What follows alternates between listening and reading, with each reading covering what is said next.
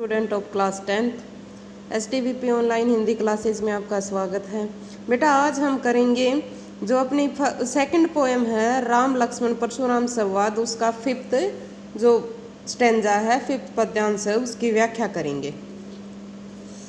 जो फिफ्थ हमारा स्टेंजा है वो भी किस किस के बारे में है, यहाँ पर कौन कौन बोल रहे हैं। यहाँ पर लक्ष्मण है, परशुराम है और उनके जो राम और लक्ष्मण के जो गुरु हैं ऋषि विश्वामित्र हैं, उनके बीच में यहाँ पर संवाद हुआ है, उनके बीच में यहाँ पर वार्तालाप हो रहा है। आपको पहले भी पता है, जैसे सीता स्वयंवर में शिव धनुष को तोड़ने के बाद शिव धनुष तोड़ा गया था राम जी के द्वारा, और इसके बाद जो परशुराम मुनि हैं वो बहुत क्रोधित हो गए हैं, और परशुराम के बीच में और राम और लक्ष्मण के बीच में जो भी संवाद हुआ है उस संवाद को इस कविता के इस अंश में दर्शाया गया है।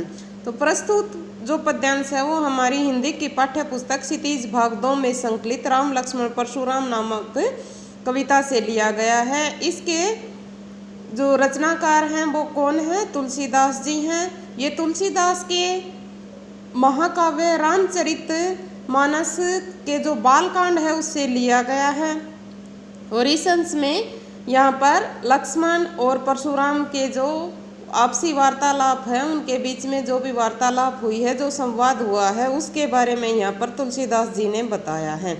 तो पढ़ें अपना स्टेंजा।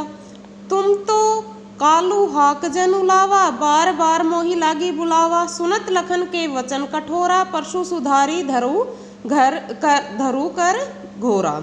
यहाँ पर लक्ष्मण परशुराम जी को कहते हैं कि हे मुनि, तुम तो बार बार काल को ऐसे पुकार रहे हो, ऐसे बुला रहे हो जैसे तुम मेरे लिए उसे हाँक कर लाना चाहते हो, अर्थात तुम मेरे काल को बुलावा देना चाहते हो। बार बार तुम मेरे लिए काल को बुला रहे हो, बार बार मोही लागी बुलावा। मुझे ऐसा लग रहा है कि मेरे लिए ही तुम उस काल को पुकार रहे हो। सुनत लखन के वचन कठोरा। तुलसीदास जी कहते हैं कि लक्ष्मण के ऐसे कठोर वचनों को सुनकर परशुराम और भी अधिक क्रोधित हो जाते हैं, और वो अपने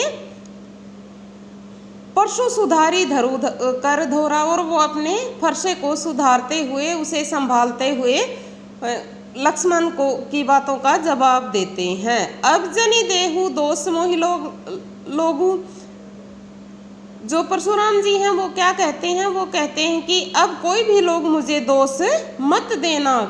कुटुवादी बालक बद जोगु। यह जो कुटिल बालक है, ये कड़वे जबान वाला, वचन वाला, जो कड़वी बातें कहने वाला जो बालक है, ये अब केवल वध करने योग्य है, ये केवल मरने लायक है। इसलिए कोई भी मुझे अब दोष मत देना यदि यह बालक मारा जाए तो।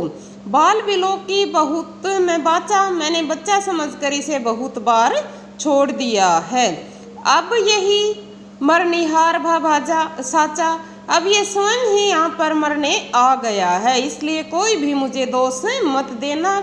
ये कड़वे वचन बोल बोल कर ये बालक अब अपराधी बन गया है, और इस अपराध का दंड क्या है? केवल इसका वध ही है, इसको मृत्युदंड ही अब मिलेगा, इसमें मेरा कोई दोष नहीं है।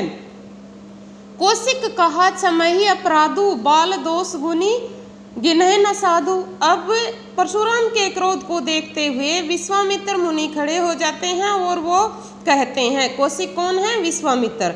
और वो परशुराम को कहते हैं कि हे मुनिवर, इस बालक के अपराध को क्षमा कर दीजिए, क्योंकि जो ऋषि मुनि होते हैं वो बालकों के दोष को कभी भी गिनते नहीं हैं, यानी बालकों के दोषों को वो नहीं देखते हैं। बाल दोष गुण गिनहि न साधु। जो साधु महात्मा होते हैं वे बालकों के गुण और दोष नहीं गिनते हैं, इसलिए आप लक्ष्मण को क्षमा कर दीजिए।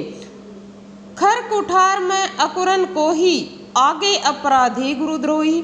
अब विश्वामित्र की बात सुनकर परशुराम जी फिर कहते हैं, क्या कहते हैं? कि मेरा यह कुल्हाड़ा है, इसकी धार बहुत तेज है। ये कैसा है? ये दया रहित है। मेरा जो ये कुल्हाड़ा है ये तेज धार वाला है, दया रहित है। इससे किसी को भी काटा और मारा जा सकता है। आगे आगे अपराधी गुरुद्रोही, और ये बालक तो गुरु का द्रोही है, गुरुद्रोही है, गुरु का अपराधी है। ये आगे आगे बोलता ही जा रहा है। उत्तर देत छोड़ो बिन मारे, यदि मैं इसे बिना मारे ही यहाँ पर छोड़ दे रहा हूँ, यानी मैं इसका वध इसे मार कर इसका वध जो वध है वो मैं इसे नहीं मारना चाहता हूँ, इसका वध मैं यहाँ पर नहीं करना चाहता हूँ। क्यों नहीं करना चाहता हूँ?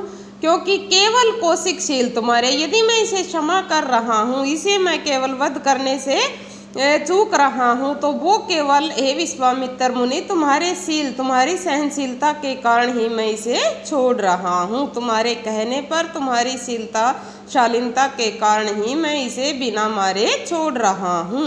न तो यही काटी कुठार कठारूं, ना तो मेरे ये जो कठोर कुल्हाड़ा है इसके द्वारा मैं यहीं पर इस बालक को काट देता, यहीं पर इसका वध कर देता। गुरु ही उऋण होतउ श्रम थोरे, और ऐसा करके इस बालक का वध करके, इस बालक को मार के मैं अपने गुरु के ऋण से उऋण हो सकता हूँ। और वो ऋण भी कैसे हो सकता हूँ? वो थोड़े से ही परिश्रम से मैं अपने गुरु के ऋण से उऋण हो सकता हूँ। ऋण होना, कर्ज मुक्त होना। इस प्रकार क्या कहते हैं कि हे मुनिवर, यदि मैं बिना मारे इस कुटिल बालक को छोड़ रहा हूँ तो वो केवल आपके शील संतोष के कारण ही छोड़ रहा हूँ, नहीं तो ये मेरा कठोर कुल्हाड़ा इसको अभी काट देता। और मैं ऐसा करके थोड़े से परिश्रम के द्वारा ही अपने गुरु के ऋण से उऋण हो जाता, कर्ज मुक्त हो जाता, अपने गुरु के कर्ज को मैं चुका देता। गोधि सुनु कह हृदय हसी, मुने ही हरि यरे सूज, एमय खांड न उखमय अजहू न बूझ अबूझ। अब यहाँ पर बहुत अच्छा एग्जाम्पल देकर तुलसीदास जी ने ये बात समझाई है।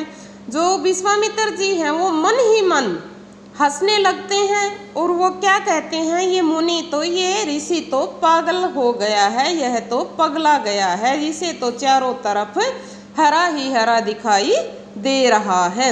ऐ में खान उन्मुख, यहाँ पर वो एग्जाम्पल दे रहे हैं कि जो राम और लक्ष्मण है उसको तो ये गन्ने से बनी हुई खांड समझते हैं, जिसे केवल मुंह में रखते ही वो पिघल जाएगी।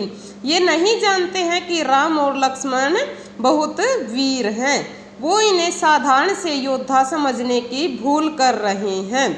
यहाँ पर तुलसीदास जी कहते हैं कि मन में ये विचार करते हैं विश्वामित्र कि ये जो परशुराम मुनि हैं ये केवल गन्ने से बनी हुई खांड राम और लक्ष्मण को समझने की भूल कर रहे हैं, जबकि राम और लक्ष्मण तो लोहे से बनी हुई खांड है, जिसे मुंह में रखकर ऐसे ही नहीं पिघलाया जा सकता। अर्थात उनसे युद्ध में जीतना कोई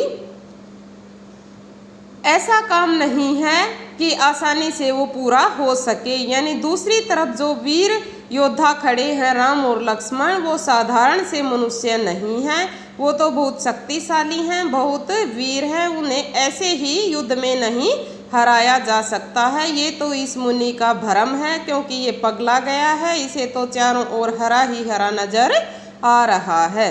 इस प्रकार इस पद्यांश में हमने देखा कि किस प्रकार अपने व्यंग्य बाणों से जो लक्ष्मण हैं वो परशुराम जी को और भी अधिक क्रोधित कर रहे हैं।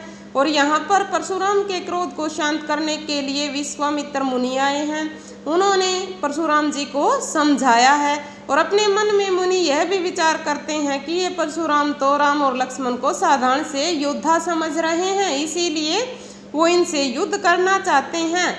इसलिए उन्होंने यहाँ पर जो परशुराम जी हैं उनके बारे में कहा है कि ये मुनि तो पगला गए हैं, इन्हें तो चारों तरफ हरा ही हरा नजर आ रहा है, यह तो राम और लक्ष्मण को गन्ने से बनी खांड की भांति मान रहे हैं, जिसे केवल मुंह में रखकर ही पिघलाया जा सकता है। इस मुनि को ये नहीं पता है कि ये गन्ने से बनी खांड नहीं बल्कि लोहे से बनी खांड है। अर्थात राम और लक्ष्मण भी वीर पुरुष हैं, इन्हें युद्ध में हराना कोई आसान बात नहीं है। इस प्रकार इस पद्यांश की हमारी व्याख्या कंप्लीट हुई। इसका काव्य सौंदर्य या विशेष अगर हम देखें तो कौन सी भाषा आ जाएगी इसमें?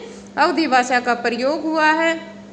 ओज गुण है, वीर रस है, दोहा चौपाई छंद है, हरा ही हरा सूझना, यहाँ पर उत्प्रेक्ष्य अलंकार भी आया है, पुनरुक्ति प्रकाश अलंकार आया है, जैसे बार बार की आवृत्ति हुई है, यहाँ बार बार पुनरुक्ति प्रकाश अलंकार आया है बार बार में। इस प्रकार इस दोहे में अगर देखा जाए तो अनुप्रास अलंकार, रूपक अलंकार, पुनरुक्ति प्रकाश अलंकार, उत्प्रेक्ष्य अलंकार आदि अलंकारों का यहाँ पर प्रयोग हुआ है। भाषा कौन सी है? अवधि है। ओज गुण है, वीर रस है, दोहा चौपाई छंद है। इस प्रकार हमारा यह भी पद्यांश कंप्लीट हुआ। उम्मीद करती हूँ आपको इसकी व्याख्या समझ आई होगी। Thank you and have a nice day.